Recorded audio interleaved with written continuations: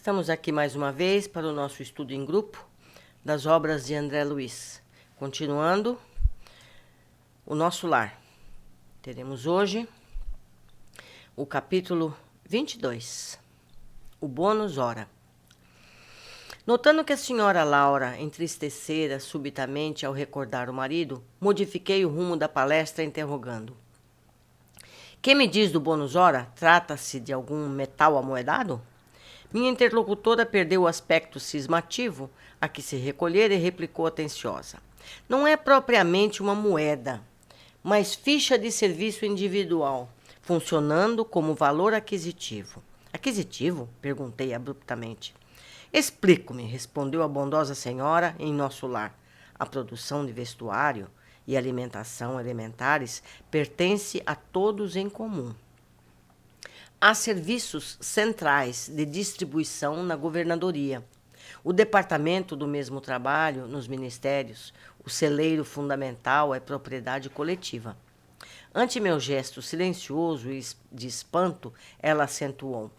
Todos cooperam no engrandecimento do patrimônio comum e dele vivem. Os que trabalham, porém, adquirem direitos justos. Cada habitante de nosso lar recebe provisões de pão e roupa.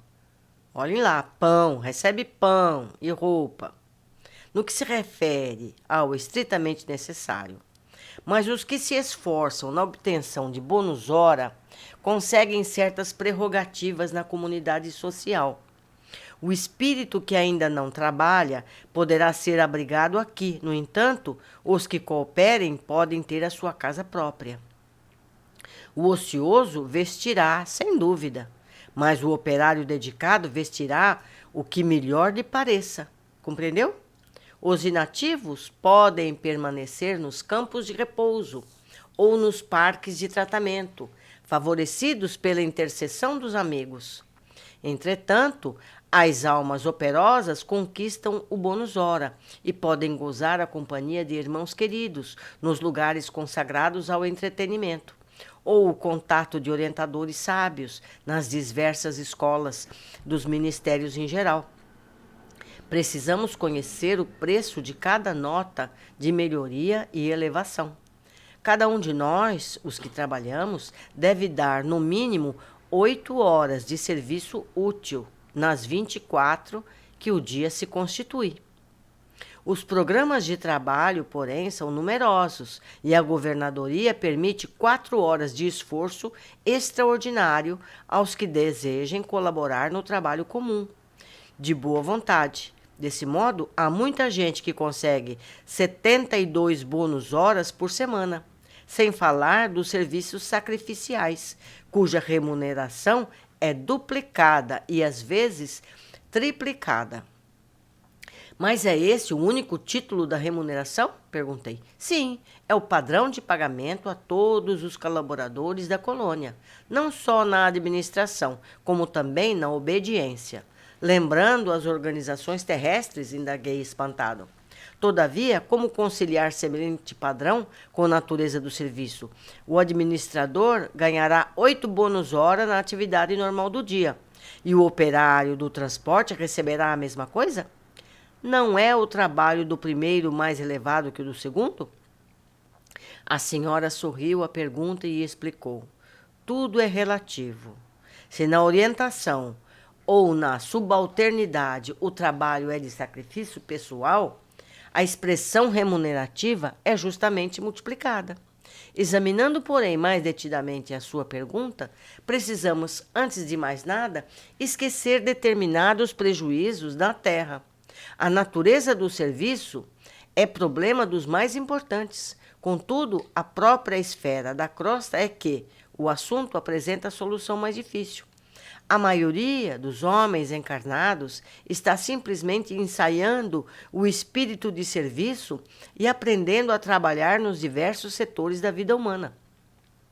Por isso mesmo, é imprescindível fixar a remuneração terrestre com maior atenção. Todo ganho externo do mundo é lucro transitório. Vemos trabalhadores obcecados pela questão de ganhar, transmitindo fortunas vultosas à inconsciência e à dissipação. Outros amontanham expressões bancárias que lhes servem de martírio pessoal e de ruína da família.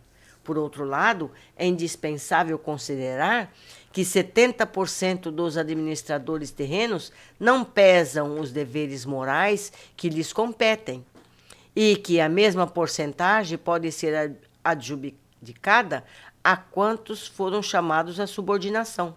Vivem quase todos a confessar ausência do impulso vocacional, recebendo, embora os proventos comuns, aos cargos que ocupam. Governos e empresas pagam a médicos que se entregam à exploração de interesses outros e a operários que matam o tempo. Onde aí a natureza do serviço? Há técnicos de indústria econômica que nunca prezaram integramente a obrigação que lhes assiste e valem-se das leis magnânimas à maneira de moscas venenosas no pão sagrado, exigindo abonos, facilidades, aposentadorias. Creia, porém, que todos pagarão muito caro a displicência. Parece ainda distante o tempo em que os institutos sociais poderão determinar a qualidade de serviço dos homens, porque para o plano espiritual superior não se especificará teor de trabalho sem a consideração dos valores morais dispendidos. Essas palavras despertaram-me para concepções novas. Percebendo a sede de instrução, a interlocutora continuou: o verdadeiro ganho da criatura é de natureza espiritual, e o bônus hora em nossa organização modifica-se em valor substancial, segundo a natureza dos nossos serviços. No Ministério da Regeneração, temos o bônus hora regeneração. No Ministério do Esclarecimento, o bônus hora esclarecimento. E assim por diante. Ora, examinando o provento espiritual, é razoável que a documentação de trabalho revele a essência do serviço. As aquisições fundamentais constituem-se em experiência, educação, enriquecimento de bênçãos divinas, extensão de possibilidades.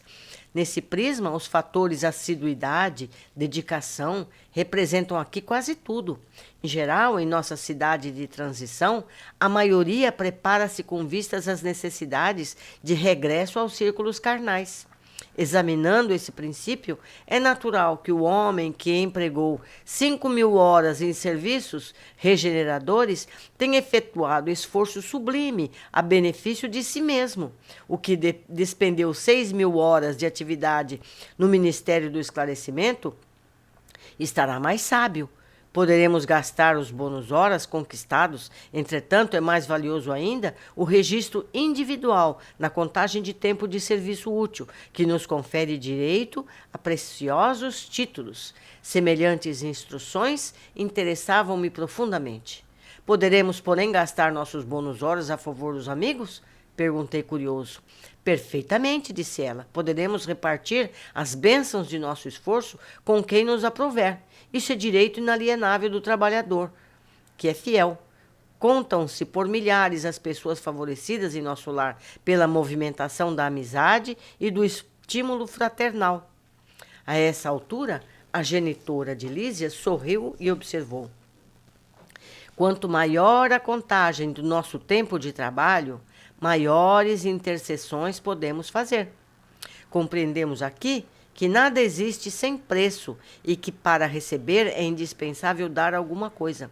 Pedir, portanto, é ocorrência muito significativa na existência de cada um.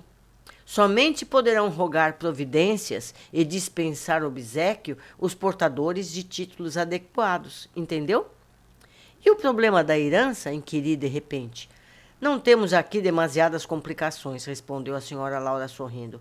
Vejamos, por exemplo, o meu caso. Aproxima-se o tempo do meu regresso ao Planos da Crosta.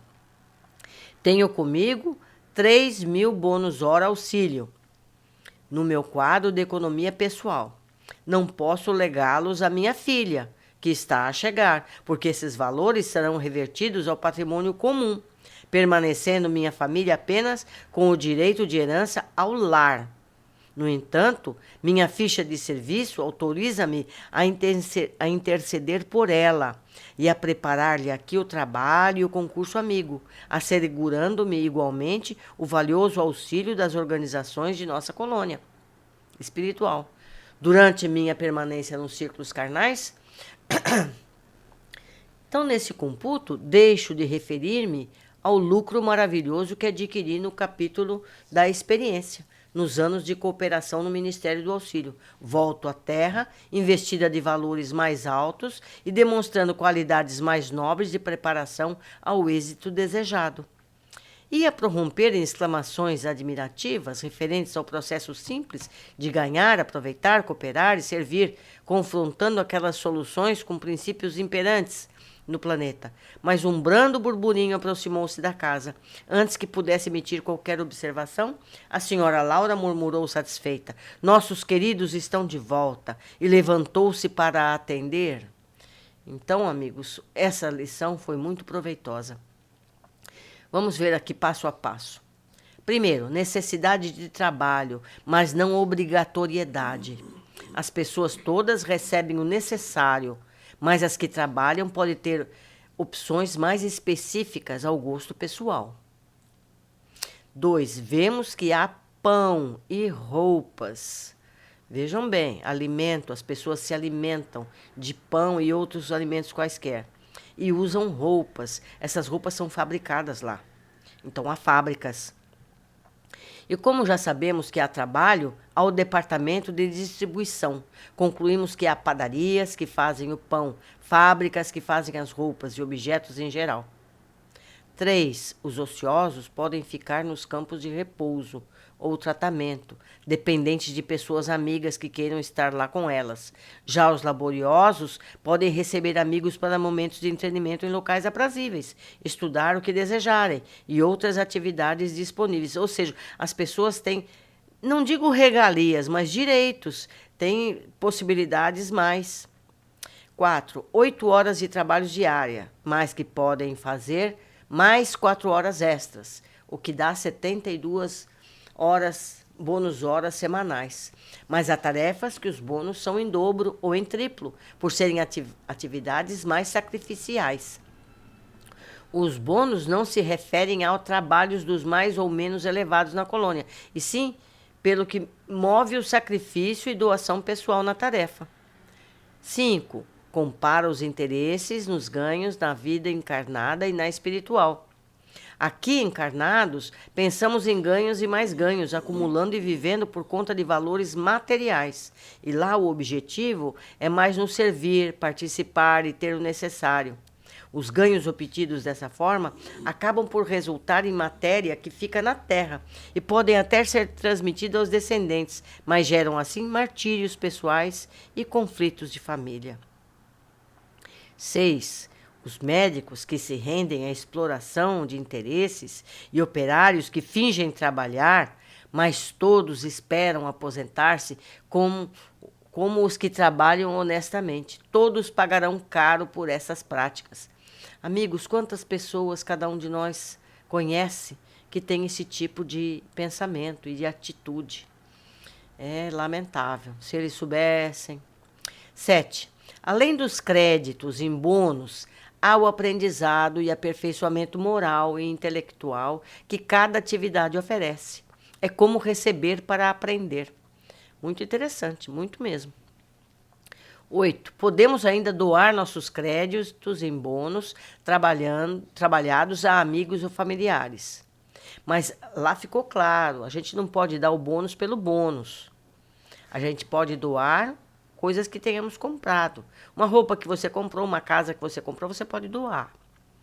Mas créditos monetários, você não pode passar o seu bônus hora para outra pessoa. Você pode usar esse bônus horas solicitando alguma regalia para essas pessoas. Certo? O bônus horas direto você não pode passar.